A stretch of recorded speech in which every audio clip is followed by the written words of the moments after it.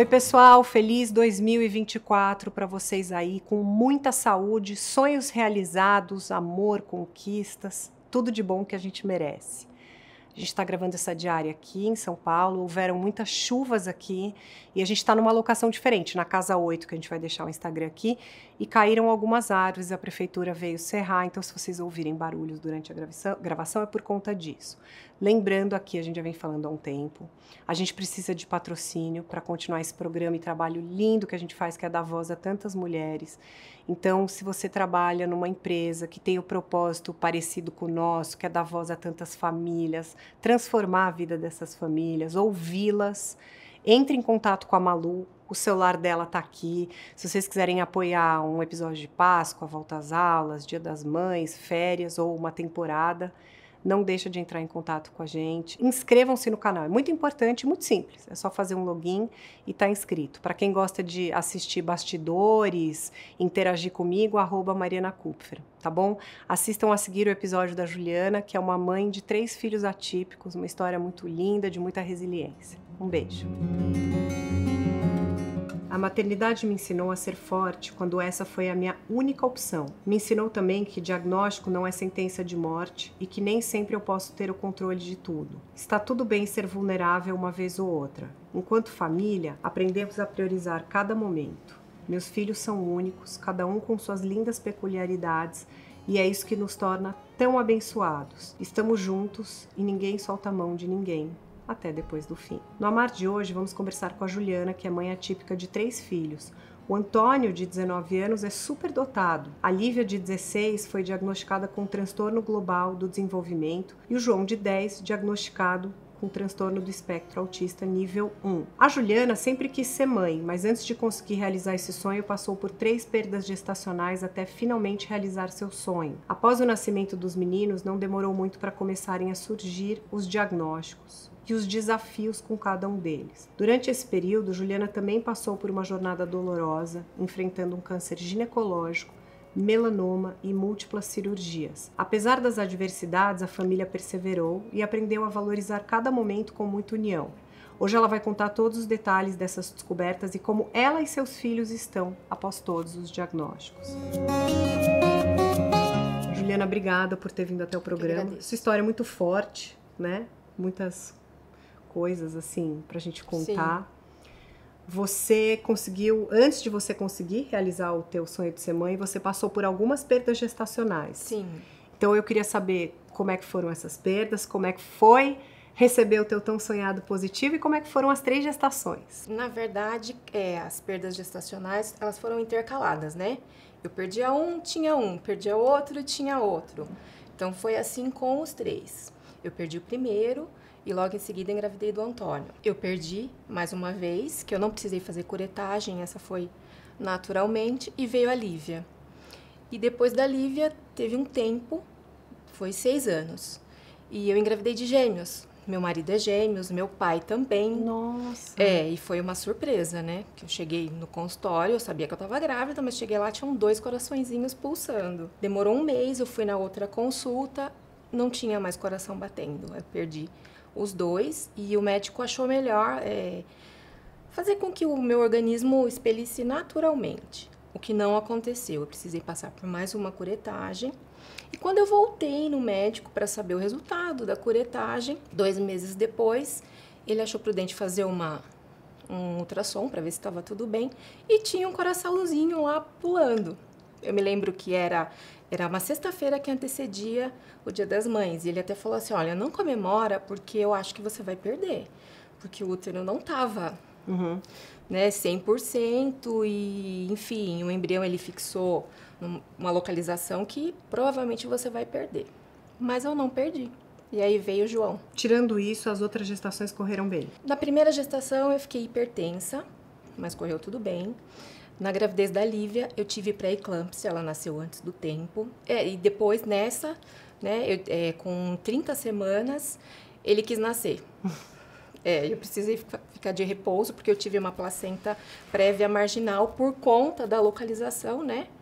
que o útero realmente ele não estava 100% como o médico disse. E aí eu precisei de repouso, tomar aquelas injeções para fechar o pulmãozinho, caso ele nascesse antes. Mas ele nasceu de 39 semanas e meia. Bom, a Lívia, quando tinha 2 anos, ficou internada por 18 dias. O que aconteceu?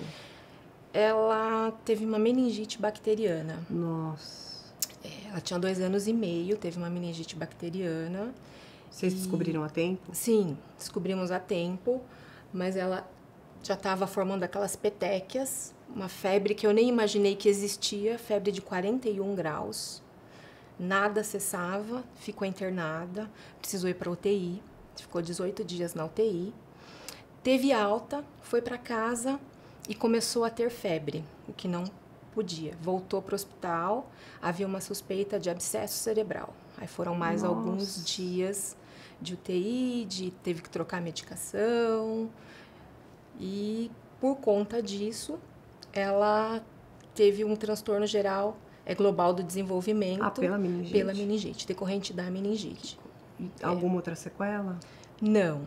Graças a Deus, a médica, inclusive, quando ela nos contou, né, o diagnóstico, quando fez o exame do líquor, ela viu, na hora ela já viu, e pelo aspecto do líquor, e ela falou que era, né, meningite, e ela perguntou pra gente, até me emociono de falar, se nós acreditávamos em Deus.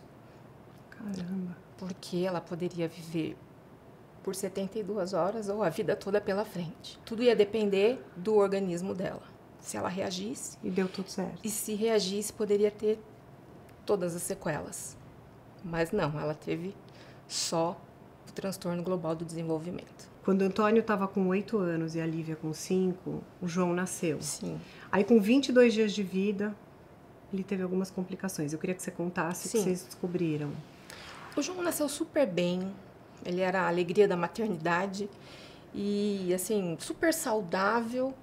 E com 22 dias ele teve uma otite. E o ouvidinho dele começou a vazar. Eu achei estranho, porque eu nunca tinha visto aquilo em bebê. E precisou entrar no antibiótico, porque era uma infecção bastante importante. E aí nós descobrimos que ele era alérgico. Ele tinha alergias múltiplas alimentares, ele tinha alergia a vários medicamentos. E ele ficou muito mal, precisou ficar internado. Durante a infusão de uma medicação para dor, ele teve um choque anafilático. Meu Deus! Aí ele foi para UTI, ficou 22 dias na UTI. Depois disso começou uma saga, porque como ele tinha alergias múltiplas, nós não podíamos comer sem higienizar as mãos, álcool, ele não podia ter contato com outras crianças que usassem chupeta, porque criança tem, né, pega a chupeta do outro. Eu era aquela mãe chata, sabe, que alguém chegava perto, não toca, não beija, porque não podia. Eu fiquei anos sem usar batom, porque ele tinha uma alergia que se eu desse um beijo nele com batom, ele ia para UTI. Teve um fato até, minha mãe estava limpando a geladeira e caiu alguns ovos no chão. O cheiro fez ele para UTI. Nossa, Juliana. Era muito grave, uma alergia muito grave. Aos 3 anos de idade, o João foi diagnosticado com autismo nível 1. Sim. Então, como é que foi receber esse diagnóstico e qual foi sua conduta e a dos profissionais a partir daí? Na verdade, o meu coração de mãe sempre suspeitou. Eu sempre achei, mãe sempre sabe. Mas muitas vezes a gente não quer aceitar. Como eu sou professora também, eu convivo com muitas crianças. Então, assim, eu via, e eu tinha o Antônio, tinha a Lívia, e via que o João era muito diferente. Então, assim, só que a gente perguntava para pediatra, para os médicos que levavam. Não, ele é super esperto, porque ele era mesmo muito esperto. Assim, um vocabulário muito amplo, ele tinha uns focos, assim, que eram normais, sabe? Uns hiperfocos, na verdade. Ele gostava de... Ora ele queria ser mecânico, ora ele queria ser piloto de avião. Cada época, cada fase era um hiperfoco. E aí eu falei, não, tem alguma coisa errada. E aí, por conta, eu levei num neuropediatra. E aí, conversa vai, conversa vem, né? Passa por algumas consultas até fechar diagnóstico. E aí, realmente, veio a surpresa. Nível 1 de suporte, né? No transtorno do espectro autista. E aí começou as terapias, né? Ele fez método ABA, ele fez integração sensorial, porque como ele foi uma criança muito manipulada também, ele teve bastante internação, então ele precisava de terapias mesmo, porque até ele passou com uma psiquiatra infantil na época, e ela dizia que ele precisava tirar todo esse sofrimento que ele tinha, porque ele sofreu muito. Imagino. A gente acha que não, que é um bebê que não sente, lógico. mas ele sente muito, né? Eles sentem muito. E aí começou todas as terapias. Paralelo a isso, seu filho Antônio foi diagnosticado, não sei se é assim que fala, com superdotação. Quais foram os sinais que te levaram a fazer essa investigação, Sim. Juliana? Antônio também, ele andou muito rápido, falou muito rápido, tudo muito precoce, sempre muito prodígio. Mãe também sempre sente, mais uma vez, né, desde pequenininho. Só que eu procurava não falar muito, eu conversava com meu marido, falava, é fora da curva, é além. Mas eu procurava não falar muito, nem com amigas, tal, porque é sempre assim, ele fez isso, mas ele também fez. Então sempre fica aquilo, né, eu ficava meio receosa de, será que eu tô achando que é muito e não é nada? Será que eu tô, sei lá, né, de repente coisa da minha cabeça. Mas aí, na escola, ele ia para a escola e ficou muito evidente quando ele foi para o ensino médio. Com 14 anos, ele foi para o ensino médio e aí ficou muito evidente e eu recebi uma ligação da coordenadora do curso. Falou assim, olha, a gente precisa conversar porque o Antônio é muito acima da curva e às vezes ele não assiste a aula e vai para a biblioteca. Aí eu falei assim, de fato, ele tem mesmo muita curiosidade e tal. Ela falou assim, olha, eu acho interessante fazer uma avaliação neuropsicológica. Tem umas mães com filhos superdotados que já vieram ao programa, que é um exame de números, né? Para ver o QI. Sim. Na verdade, são 6 sessões. Né? A primeira acho que foram 7.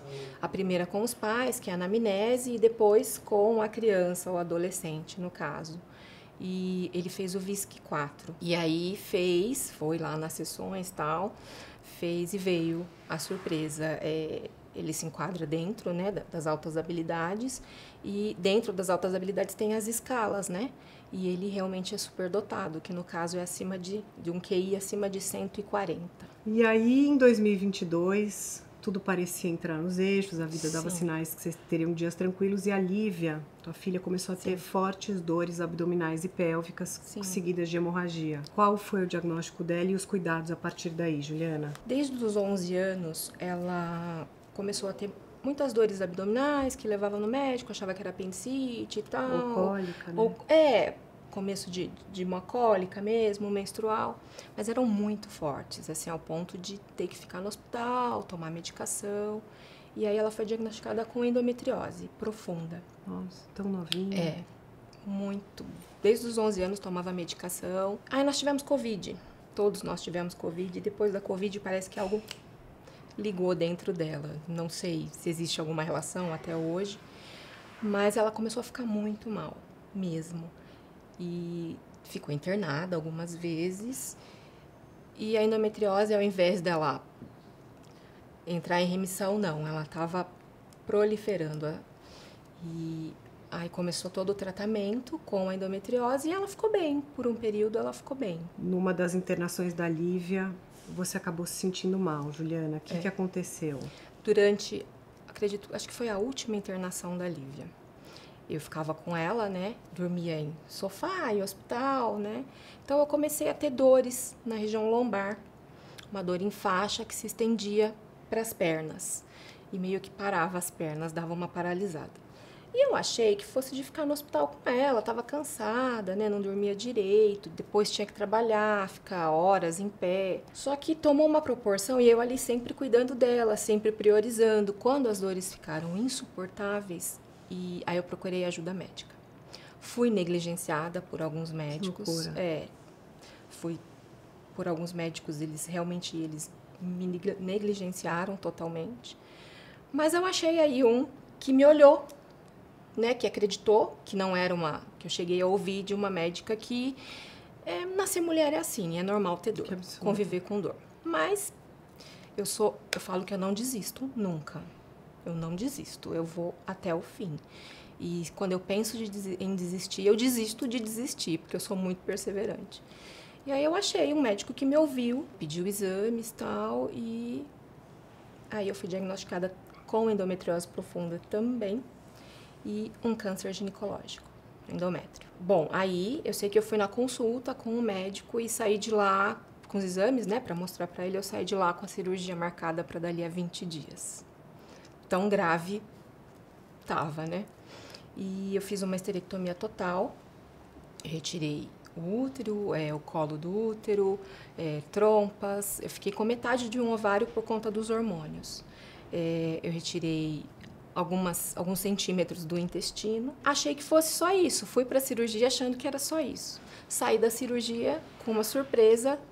Tive que fazer a reconstrução da bexiga, que também estava comprometida. Caramba, Juliana. Aí fiquei 20 dias com sonda, todo aquele desconforto. Tive que passar por 3 sessões de braquiterapia, né? Precisei também fazer um esvaziamento de linfonodos como uma medida profilática. Teve que fazer químio? Não precisei.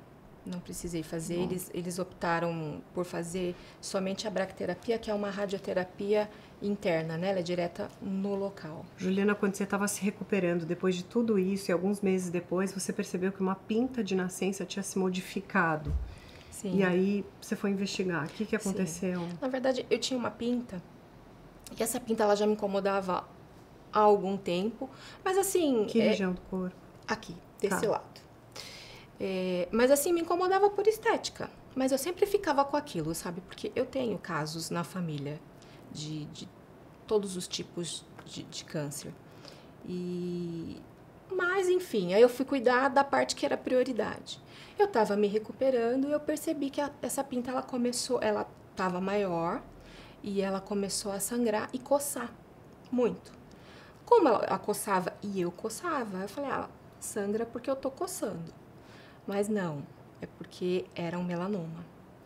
Eu lembro que eu marquei uma consulta online com um dermatologista, assim, só para desencargo de consciência, né? E tirei uma foto, mandei para ele, ele falou, na hora ele me encaminhou pro hospital para fazer o exame preciso lá, ele falou, essa pinta ela não tá me passando algo muito bom, não.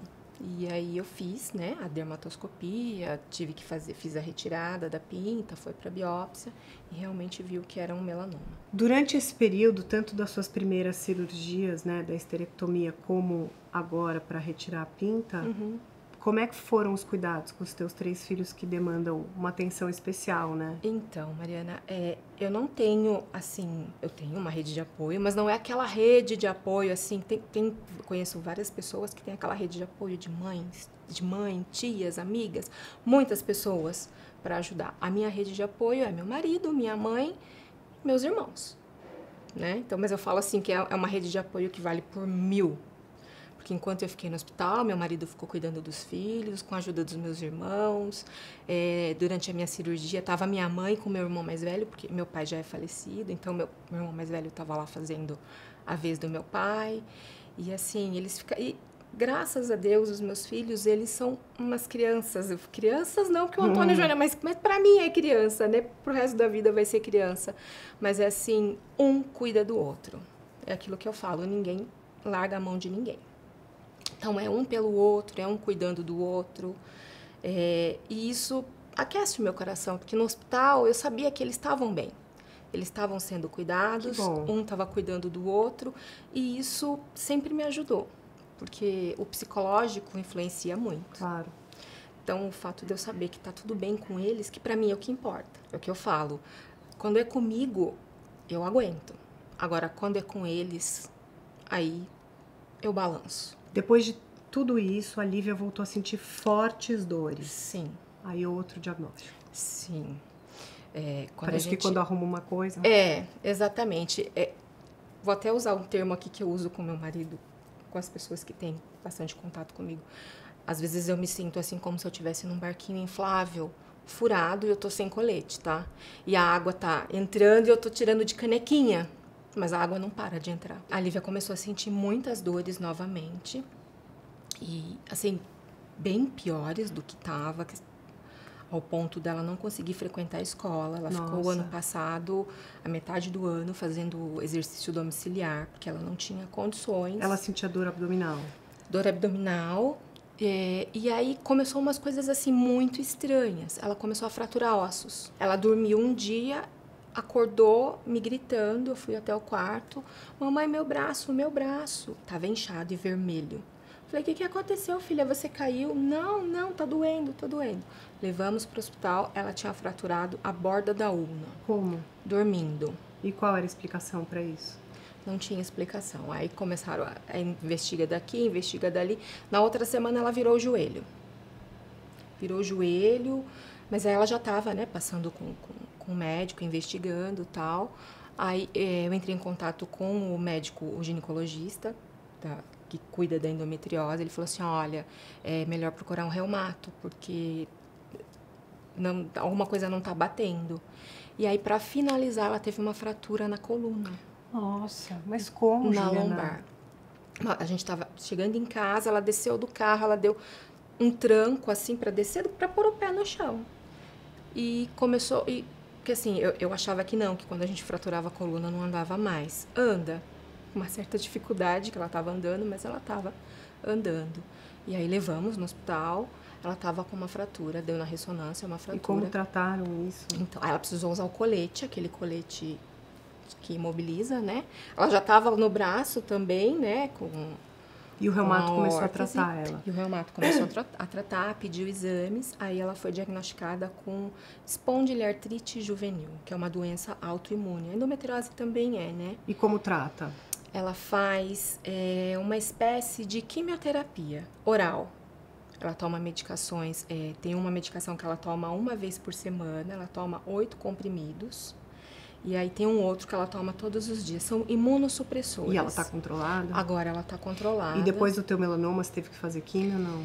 Não, ainda não. Eu começo agora. Porque eu tive, depois do primeiro diagnóstico, eu tive mais um melanoma. Nossa. E aí, esse atingiu um linfonodo.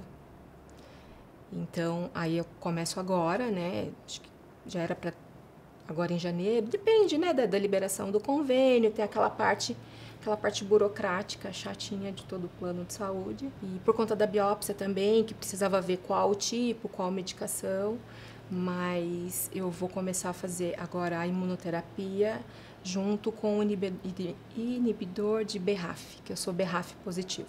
Com esses desafios todos, eu queria que você contasse um pouquinho como é que tá cada filho agora. A gente está em 2024, sim, janeiro. Sim. Eu falo que eu setorizo, né? Eu tenho que setorizar. Eu cuido de mim, eu cuido deles. E cada um, eu falo, as peculiaridades. Cada um é de um jeito. O Antônio está no 3º ano da faculdade. Ele está bem, ele faz direito. Ele faz Largo de São Francisco. Ele está super bem. Que graça. Lívia, eu falo que ela é uma... Eu não gosto de usar metáforas bélicas. Então, assim, porque... várias pessoas falam, é uma guerreira. Não, porque assim, eu acho que guerreiro é quem escolhe estar ali. É policial, é bombeiro, é enfermeiro, eles escolhem estar ali. A Lívia não escolheu. Então, assim, mas ela é forte, ela é resiliente e ela é um milagre. E, assim, imparável. Ela mesmo com todas as dificuldades, ela está numa escola que ela conseguiu entrar mediante vestibulinho. Ela passou até com uma margem de folga, né? E tá bem, assim, dentro do possível, né? Ela se supera, ela vai atrás, ela tá sempre... Lívia, o que você tá fazendo? Eu tô estudando. Lívia, seu quarto tá uma bagunça. Mas agora eu tô estudando. E eu deixo, porque eu sei que ela tá estudando mesmo. Ela não, é uma adolescente que tem bastante foco. E o João passou pro 5º ano da escola. Agora o hiperfoco dele, ele não gosta que eu fale que é hiperfoco, não é hiperfoco, ele realmente gosta, é o que ele quer, ele gosta muito de esportes. Então ele joga bola, ele pratica jiu-jitsu, ele gosta de jogar vôlei e tá super bem também. Que bom. Juliana, durante todo esse período, os desafios não foram poucos, né? Não. Nossa, você... Não. E ainda segue sendo uma jornada de muito amor, Sim. força, né? Sim. Então, se você pudesse deixar um recado para as mães atípicas que estão assistindo a gente, o que você falaria? Bom, eu acho que é clichê dizer força. Porque a gente nem precisa ser forte, que a gente acaba sendo forte porque é a única opção, né? A vida impõe. Então, assim, é aquilo, nunca desistir. Vão ter muitos nãos, e é engraçado, até na superdotação, que é uma...